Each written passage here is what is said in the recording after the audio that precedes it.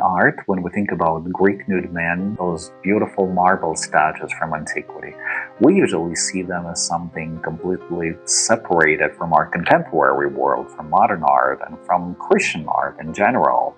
Very pagan, very idolized, very exposed, very from the past. But those marble bodies, they did not disappear. They traveled quietly through time into Christian painting and sculpture. I'm Dmitry Ross, a figurative artist in Amsterdam, and today I'll tell you how it happened and why it still matters.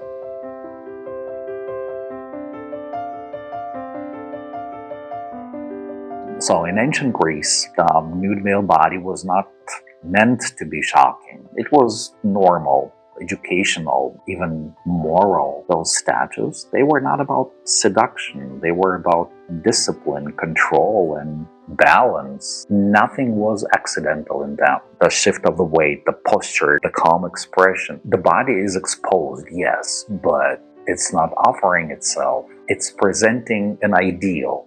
And this is important to remember, because Christianity is often described as being uncomfortable with the body, but it's not the whole story. What is in the center of Christian belief?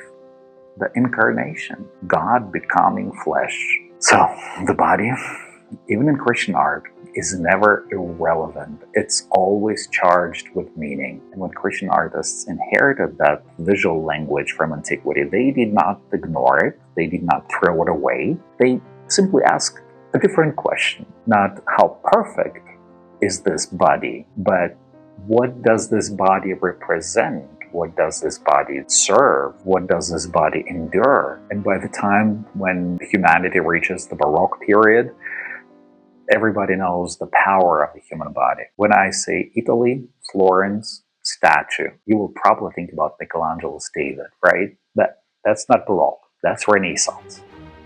Baroque is Bernini and his David. And his David is not standing calmly anymore. He's in motion, twisting, straining, moving. Or Caravaggio's saints, also Baroque, very sensual, vulnerable, young and physical. When you look at those paintings, you literally feel the weight of their bodies there. The perfect example is, of course, Saint Sebastian. He is always bound, always wounded, but he is never weak, and his body is always young and beautiful, but his body is not for pleasure. His body is there for a meaning. This is where things get very interesting, because Baroque artists, they did not remove the sensual power of the male body, no.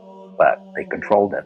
You are allowed to look, you are allowed even to feel something, but that body does not belong to you. It's turned upward, it's obedient. Desire is always there, but it's controlled, suspended. And that tension is exactly what makes those images so compelling. So the Greek nude celebrates what the body is. The Christian nude asks what the body is for. That's the shift. The same beautiful anatomy moves from marble to canvas, but now it carries sacrifice, devotion, faith. And this is not a break with antiquity. No, this is a transformation. And I think this is why these images still affect us today, because they don't demand anything from us. And they don't tell us how to feel. They just ask us to look carefully and sit with whatever arises.